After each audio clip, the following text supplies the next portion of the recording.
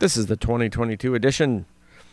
We started at entry point 16, and we had planned to make this loop last year in 2021, but the fires closed everything around here. So this time we were going to do it, and it was long and arduous. So essentially what we're doing here is from entry point 16, you make it through a small set of rivers to Agnes, and then you have some more portages to get to Oyster. And then we stayed at Oyster, a beautiful peninsula we're going to show you. After that, we continued to Rocky and Green and Gebe and LacLaCroix, and then went up around to Canada, and then stayed at what I think is probably the best site in the entire Boundary Waters. And everyone I met where I told them where I was, they agreed. So we're going to show you that. But let's talk a little bit about how we get here. This was an epic journey, and we're pretty happy with it. We start every trip with Echo Trail Outfitters in Ely. The four of us, we're going to start, and we're going to have some others join us later. You have a long portage just to even get into the water. So you're already kind of tired. Elian and I, we already felt it, but you know what? We're ready to go. And then Brad and Shane were with us as well, navigating the small rivers full of beaver dams. And those beaver dams would not be there when we came back, so the water level you see here was much higher than when we returned. It took, a couple hours to get all the way through, and we started off pretty strong. Once you get to your site on Oyster, and there's not a lot of footage of how we got there, you're greeted by an awesome peninsula. So how about some boots on the ground footage? All right, so it's day 2. Day 1, I did not feel like taking a video. Day 1 was a long day. We got to this site on Oyster about 5 p.m. and we left basically our vehicles around 7. So it was a long day. We entered from the east side. This is the camp on Oyster that's right in the middle of the peninsula. So you have 2 shorelines. You have a huge tent area. I mean, really, you can do whatever you want, wherever you want. Nearly unlimited. Beautiful space. You can see water filtration. And then you have shore on the opposite side. The shore on the opposite side is where you're greeted with your cooking space. So last night, everything was wet, rain and thunderstormed. We pretty much tarped our tents. This morning, we have a pretty steady wind coming from the northwest. So we have tarps set up around the camp area. And since everything's wet, we have clothesline set up.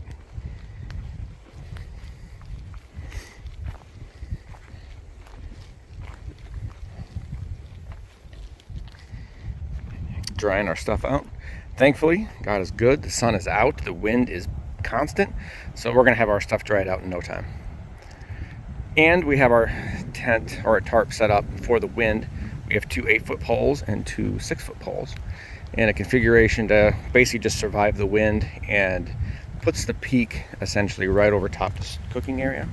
However, the entrance is above the seated log. So, that's just the way it is with the wind. That's okay. So this will give us an opportunity to start drying some more stuff out and be able to have a communal space if and when it rains again, which I believe it's supposed to, on and off for a couple nights. We haven't decided how long we're going to stay here. We got Mags and Shane hanging out, enjoying the sun. Mags is loving this sun. It's been a little chilly. We get down to this side. It's a little precarious.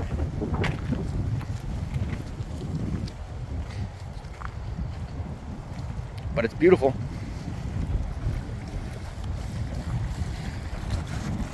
So you basically just have a smooth runoff straight into the water.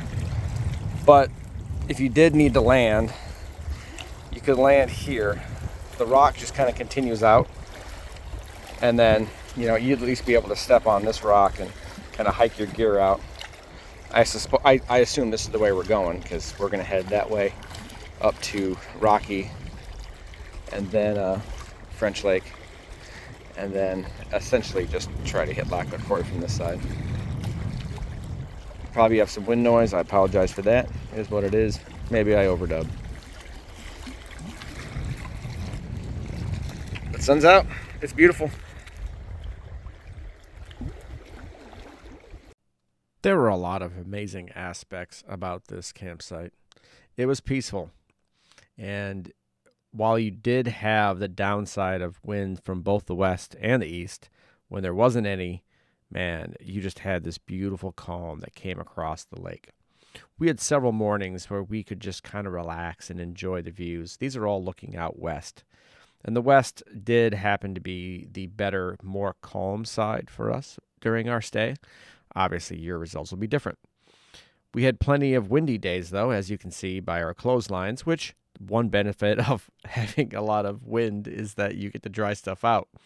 And if you've watched any of my other videos, you've noticed that there have been some days we've been pretty wet. So asking for wind, praying for wind, God delivers that when you need it. And in this case, we needed it. So we had excellent exposure, plenty of sun to basically charge solar panels both from the east in the morning and from the west in the afternoon. You're looking basically northwest at that point. The campsites, the pads were plentiful. There was plenty of places. This whole area was perfectly flat. Not a lot of rock issues, not a lot of root issues. Plenty of areas where you could comfortably set up your tents. Now, Elian and I decided, because of all the wind, that we would set ours up essentially to protect ourselves from wind. That changed daily. A hammock was basically impervious to all of that wind. There were a couple mornings where we were greeted to incredibly calm water. This was looking basically northwest at Rocky Lake entry point, or portage, I guess you could say. It was incredibly calm. It was so peaceful. I just sat and looked at this water for hours until the wind eventually slowly came through. So I guess that's one of the benefits of this site, is that you have two different sides of the lake that you can look at. And while the east side was windy and busy, bustling, this side was incredibly calm. I got some beautiful still photos out of this. I mean, they look like mirrors, right? That's kind of what you're looking for in some of these. So enjoy, because I certainly did. And unfortunately, the grandeur of this location and this lake is not done justice by these videos, photos, etc. This site would be a fun place to come back to. I would call it a destination. This is the landing area on the east side of the campsite. It's not too bad. You have a few rocks that you can position yourself on, position the canoe on. We stayed dry for sure. There's a few rocks that you can climb out onto to get cell phone service. So you could actually make phone calls. Those rocks that you see in the distance there, you crawl out onto the second one. Don't drop your phone. You can make a phone call. You can send a text. It's the only place that we had service really from this point on. We didn't have cell service any other point of the trip. Oyster is pretty. There's a beaver dam just south of this image here. You can visit if you want. Otherwise, you can just kind of watch them come in every single morning. Overall, it was a pretty peaceful lake, although we didn't spend a lot of time on the east side. Our buddy brought his 9-year-old son, and he did a fantastic job. He was good. He loved to fish. He had a lot of energy. We had a good time. It was honestly a pretty nice addition to the group because he brought a fresh perspective that we got to enjoy. Fishing from the site itself was hit and miss. We didn't get anything of use, but if you just go north this direction to Rocky, you can catch crappie, you can catch bass, you can catch fish all day long. So the boys actually went north past this, out into the distance here, and brought us fish back for a few of our dinners. Worked out pretty well. And of course, this is the west side, so you're going to get some absolutely beautiful sunsets. It's a relaxing place to be. It's nice that the campfire is actually positioned here, because this is what you get to look at as you prepare your meals, as you get things going. Obviously, we're going to cook some food. We didn't highlight food on this trip, though. Even though we ate pretty well, it was the views, it was the sights, and it was the sounds that made this trip just awesome. This lake did not disappoint. And we would say that this is one of the best sites, or one of the best campsites we'd been to, until, of course, we found the best site. But for now, enjoy some of these images and understand you got to make it. You just got to get here. It's worth the effort. The series of poles that we ended up using to essentially make to camp worked out really well, but we did have to change them every single day based on the wind direction. So here yet again, we have a different orientation, and the poles actually worked really well for that purpose. Every day we could make changes. We'd make changes to how our tarps were for our tents, how we were positioning everything. So while the wind helped dry stuff out, obviously it was something we needed to do constantly. We still used our gravity filter system to handle water. We had campsite washing that we could, take that out into the middle of the woods. We followed all the rules, obviously, but this site made that easy. It was enjoyable. It was spacious. It was private. We were kind of just having a good time. We got to roast marshmallows. We had s'mores, of course. That was an excellent treat. And why not have a dog? She was awesome. Had a good time. Father and son, obviously, excellent trip. This site we would come back to. But the problem is, while the fishing is really good and rocky, it wasn't good where we were at here. We didn't have the time to paddle across Oyster entirely, trying to figure out what we wanted to see. We just kind of passed through it. So I imagine some of you use Oyster as a destination. And based on the time we spend here, I get that. This could just simply be your destination. We could get here in a day, and you can get out in a day. What more can you ask for a beautiful site like this? Now, one of my favorite aspects of this trip was playing around with exposure settings. Now, all my photos, all my videos, they're taken on my cell phones. Everything you see is on a Samsung Galaxy phone. And this is the S22 Ultra that was taken on this trip. So what I figured out is if I did longer exposure times, 10, 15 seconds, and I positioned it up at the sky by setting it up on a log or a rock or something, I could get these kinds of photos. I could actually photograph the solar system. It was awesome. So what I did figure out after the first day was that you have to point the phone at the sky when you start the timer, because obviously you can't hold the phone for 10 seconds still. So you set a timer, you'd point it at the sky, you'd hit the button to start taking the photo, and then quickly position it on the ground, on the rock, on the log. And then you'd wait. And then you would take a look and see the result and then make adjustments from there.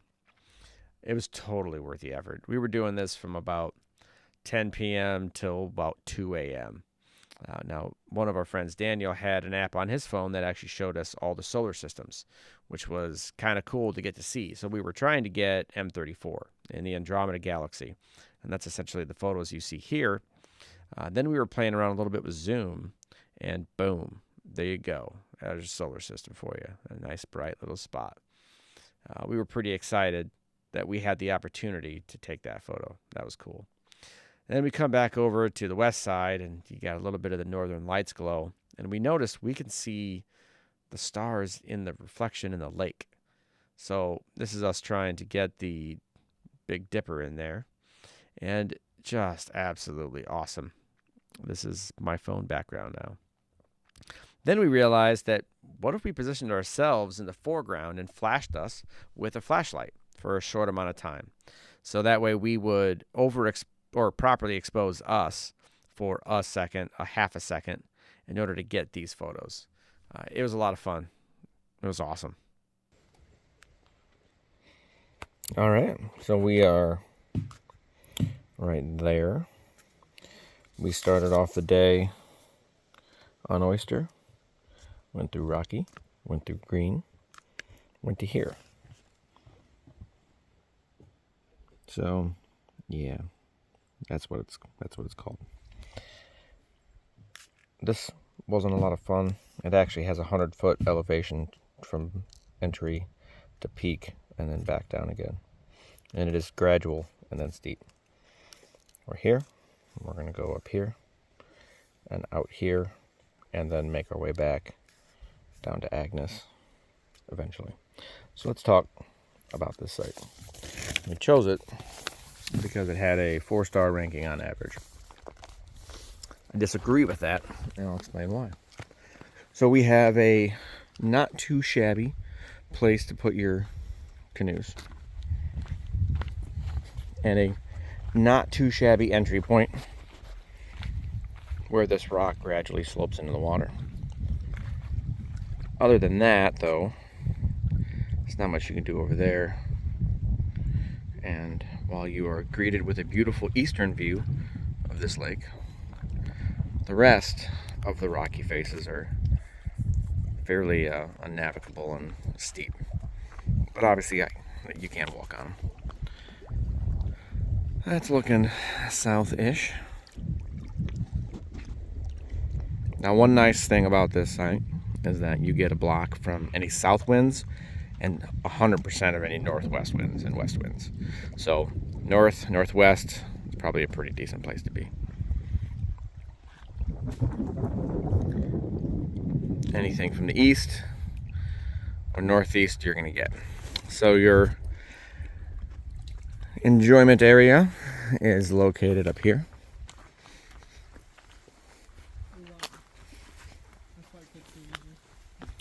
Oh, it's hollow, yeah. There's a fire grate that's been very, very much damaged and broken. Previous people here left a lot of trash. It is August 4th, so if you were here on August 3rd, you're a dick. We have a one-man tent with a low-lying tarp. We have a multi-person tent on a fairly steep angle. We have a hammock, which would be pretty easy to place, really. And then we have another tent tucked back here. It's pretty. Like, you have a rock. So you got a big rock. That's cool. The train's back there. It's actually a nice pathway. And, you know, you have some flat areas that, I don't know, you could walk through like I'm doing, but you can't use them. Decent number of downed trees. A nice little padded area there, but again, not much to do except get bit by mosquitoes. So I'm not quite sure what the 4-star ranking is really trying to accomplish. It's not, clearly not. There are no great places to lay tents. Obviously, this isn't a place where tents are being laid either. All of this is on a hill.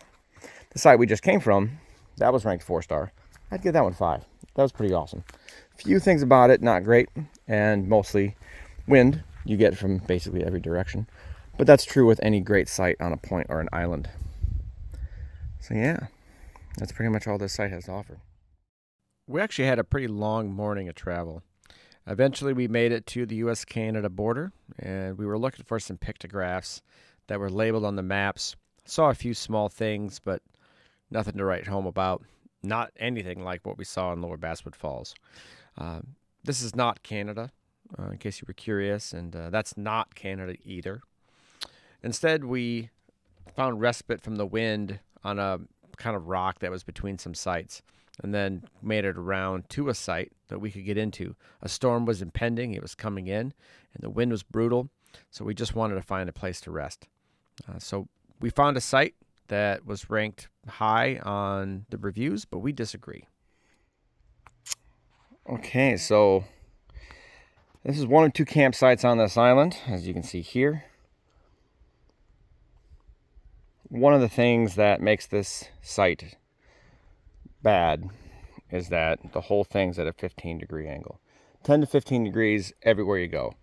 The fire grate area is not flat, it's at a slight angle. There's poison ivy all around the fire grate area. There are 2 entry points. That one is into some pretty precarious rocks. That one's protected. It's not too shabby. We're just getting ready to leave. We got everything picked up. You got a couple trees for hammocks. So if you're a hammock sleeper, then the unlevel ground's probably not a big deal. If you're a tent sleeper, well, just point your head up, I guess, and enjoy sliding down. So there's several tent pads areas. There's an area there. There's an area back here that I slept in. There's an area back here that another guy slept on. And this is the path back to the latrine. The latrine is back up there. On the plus side, it is brand new. So I think we were the first people to use it, which is interesting. The site must get little use as a result. There's a lot of young growth birch that's naturally peeling. So you don't have to damage a tree. You can just pick some stuff off the ground if you want a little bit of fire starter. Fishing is fantastic right off of the point here. Just kind of the natural way that, depending on the wind, water's flowing in or out. But we had some pretty strong winds yesterday. We caught a lot of, we caught fish on like 30% of the casts, so it was pretty good. And there's a nice little cove back there. I'll show you what that looks like in a little bit. Overall, 1.5 stars for this site. I mean, there's no... While this isn't a part of the campsite, one of the redeeming qualities is the fishing opportunities here at this site, just a little ways down into this little cove. So there's the mouth that's looking basically east-ish to LacLaCroix in Canada. And lost for a stone and found a red one. Oh, that's cool. And then as you come around, there's this small little grassy cove, and we had luck just casting out in front of the portage. We got 2 bass and a northern that made a delicious fried fish dinner.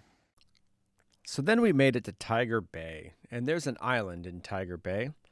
This island is awesome. It was by far the best campsite that I've ever seen, and not even close. It is better by every single possible metric. There's no competition. And those that I ran into agreed with me.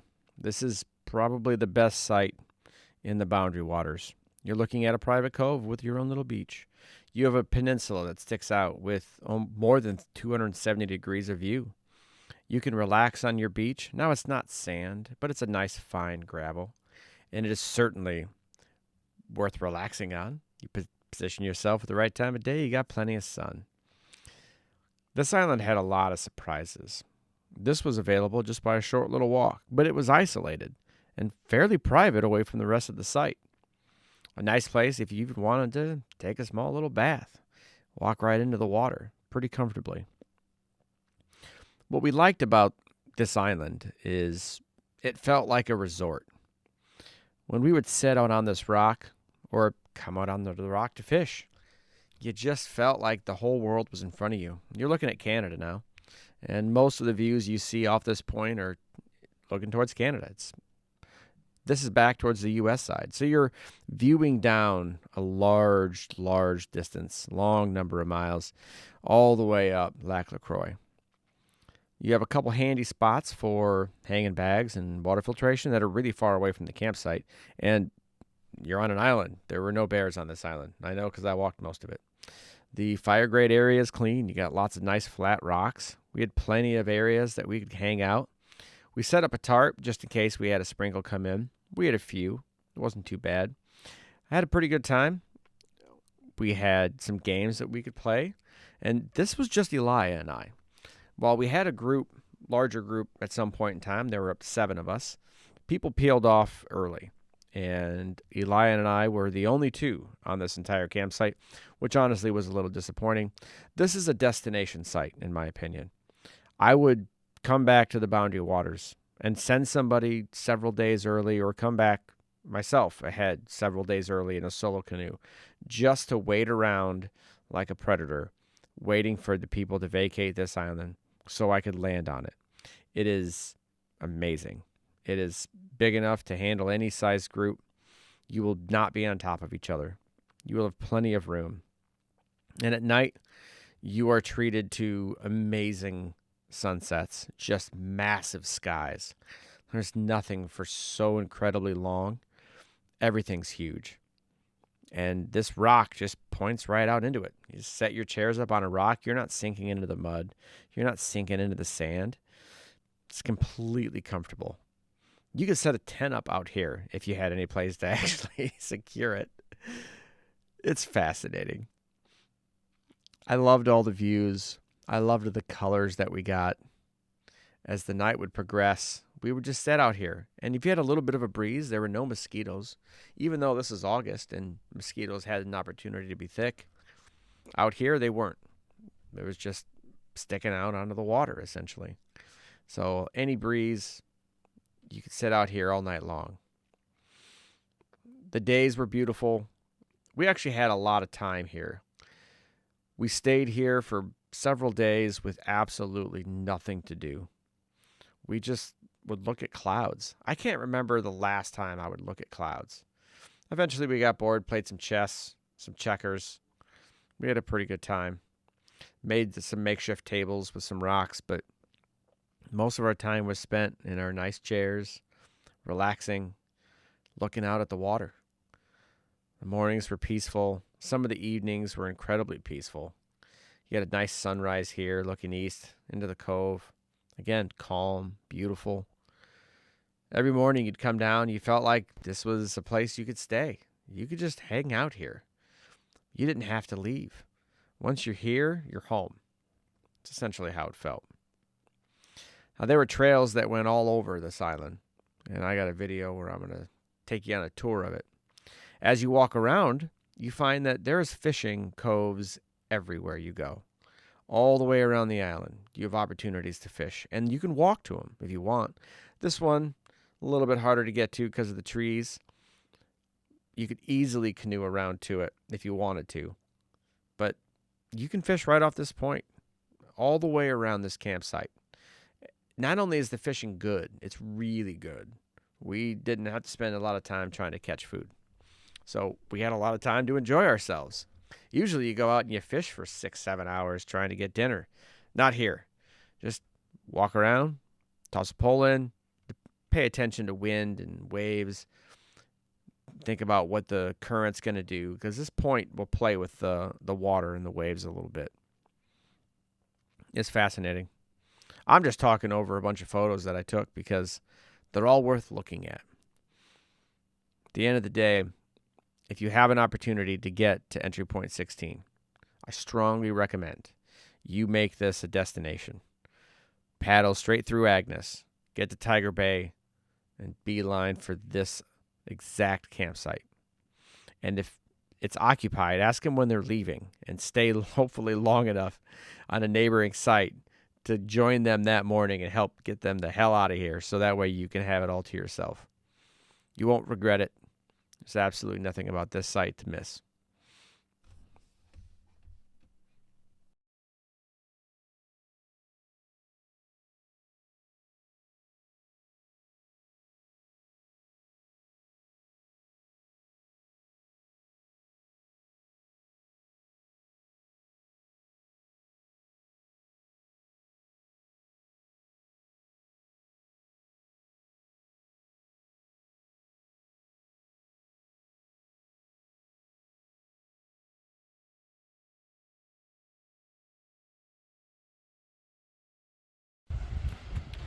So I didn't actually talk through these parts of the videos because honestly I just wanted the sights and the sounds. There's lots of tent pads on this island. There's lots of flat area. I mean, it's all over the island. So you have a lot of opportunity here to set yourself up in a nice spot. However, you will have some wind. This is essentially looking, east northeast. So any eastern wind and northeastern wind is going to come right through. So as you can see, we were getting some ventilation of our tents, which honestly we wanted at that point. So you can position your tent accordingly. There were a few pads kind of deep in the woods. There was one area that honestly looked like it was a sacrificial circle that I did not want anything to do with. I might actually write a book about this island. It was that inspiring. The wind did help us with clotheslines, and there's not a lot of trees near the actual campsite, campfire area, so we had some pretty long rope that we were utilizing in order to make our tarp setup work. But we were able to make that happen. You have a couple entry points here. Actually, there's several entry points. This is the one that we primarily used. It came in on essentially the north side of the island and gave us access. It's just awkward trying to come into the point.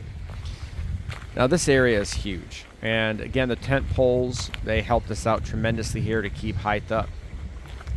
And from the campsite you have walks down to the point, down to where you can fish, and then if you go to the right here, then you go to the beach. It's just awesome. It's huge. We would utilize essentially we would scoop water into the bags initially, And then we realized that's a really inefficient way of doing it. And instead, we would utilize our dirty water bottles to fill up water to then dump into the bags. Greatly helped that whole process out. Mostly it's pine and birch and a lot of young growth. This campsite has a ton of potential in the years moving forward. This right here was a fantastic spot to lay out solar panels. A couple battery packs that you can see there. We're just walking past. They always had sun. I had almost a full day's with the sun in this one location. It was awesome. Depending on which direction the wind was coming from, obviously you either get shelter or you don't. You're kind of exposed on the point, like I mentioned. The beach was back there, not too far away. Just overall, man, a huge, incredible site. It almost defies you to break the limits of the number of people you could fit on here. You could have 20 people on this island, but you wouldn't even feel cramped. Now you can't do that, by the way. You have to, keep your groups limited to 9. It's just, this place is huge. We spent so much time out on this point. It was awesome. Sturdy and flat, not a steep rock that you thought you were going to slide on. It was awesome.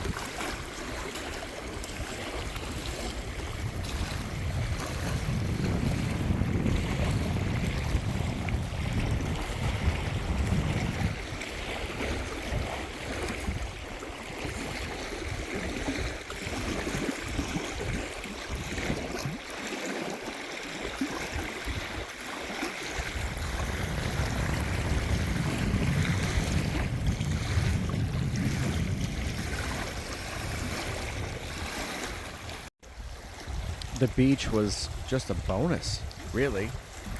I didn't expect this at all. And we've had sandy beaches, as I've mentioned in the 2021 video, drought, but this was totally different. It's more gravelly, not something that you're going to feel really comfortable on your bare feet for long periods of time, but from a sitting position, relaxing, hanging out, just awesome. It was kind of like a hidden bonus you didn't expect. It's just part of the wondrous joys that this island will give you. What a wonderful place to spend a couple days.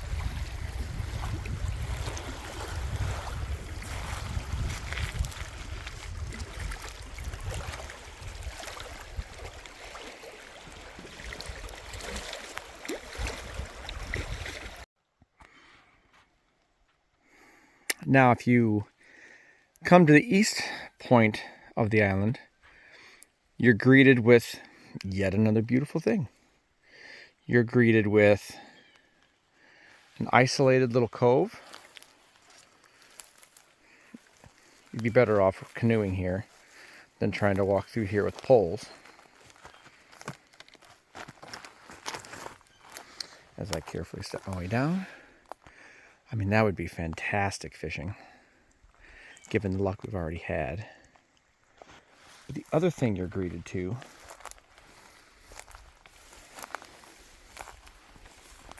is this beautiful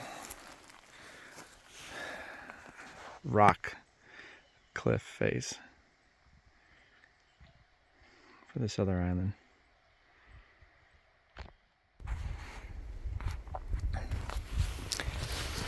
The other thing that this island campsite offers is full explorability, I would say, of this island. So we are now on the westernmost or southwesternmost point. It's pretty early in the morning. The sun's coming up right over there. And the shoreline all the way around is minorly brushy, so not a lot of brush in your way and rocks all along that you can pretty much walk around this entire island on the outside and keep your shoes dry, which is not necessary, but just kind of a bonus. So from a fishing standpoint, you do have 360 degrees of island fishing. Now, as you walk through this island, you'll see it's primarily pine. with the interspersed birch, as you'd expect.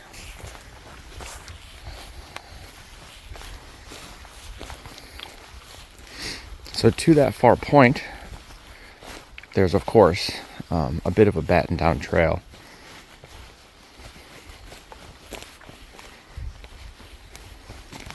Now the island isn't very big.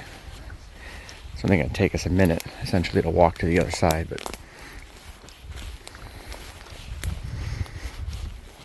all of this is at your disposal. We can see clearing right over there, so the island's not that wide.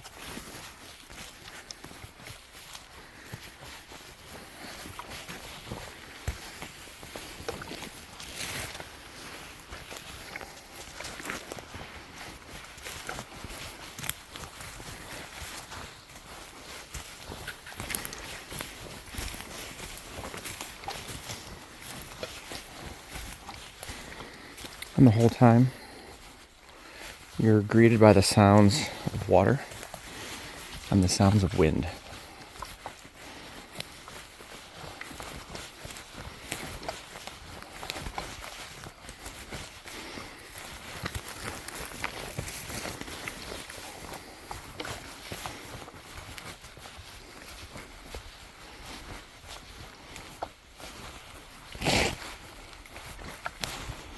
While it, of course, looks like I'm walking on the side of a hill, while I technically am, the path is a small flattened space that, while you need some sort of a grippy shoe, it's actually fairly easy to navigate.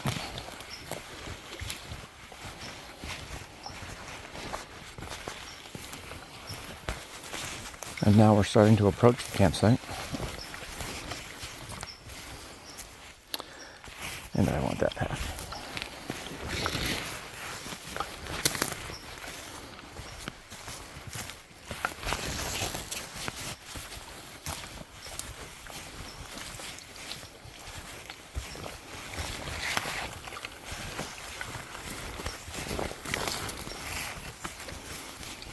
Here we can see my fishing stuff that I left when I went down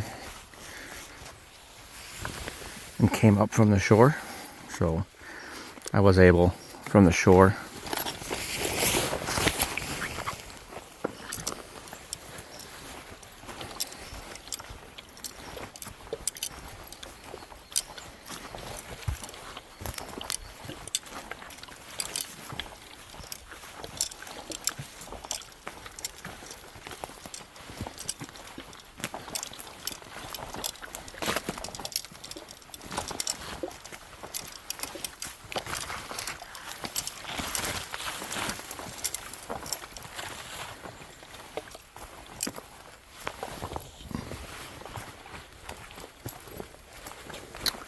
and here we are. Gradual sloping hillside down there. Good fishing in that cove. Sorry for that quick spin.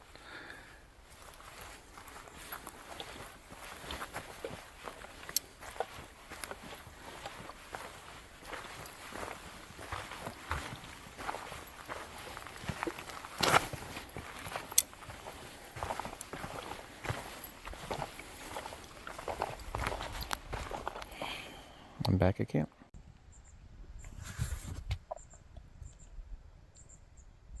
It's not too often you're in a place where the only things you hear are the noises that you yourself make.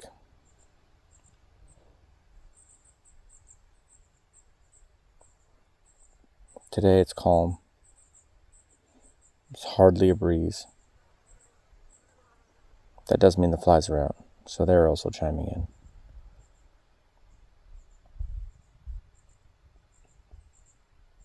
You can hear noises from campsites across the lake.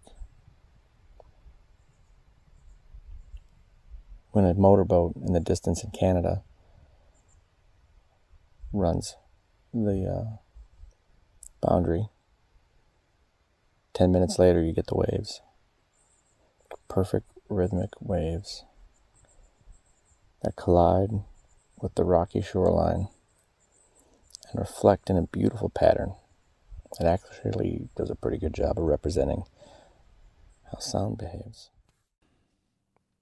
We thought about leaving on day 10, but it was so nice. We just relaxed, and we paid a little bit for that. We had a 15-mile-an-hour headwind, gusts up to 25, pretty much the entire day on the way back. We had white caps across Agnes as we paddled across, and lift the front end of the canoe out of the water and slap it back down. Just fought to keep the thing straight. The beaver dams had been broken, so the water level was greatly reduced on the way back. Things did not look familiar. It was actually kind of tricky getting out of Agnes, because just trying to find the entry point to the river. But we did find it, and exhaustingly we paddled through. But honestly, it was a fantastic trip. We made it. We had a good time. We saw some amazing sights, and we had some levels of relaxation that are just second to none.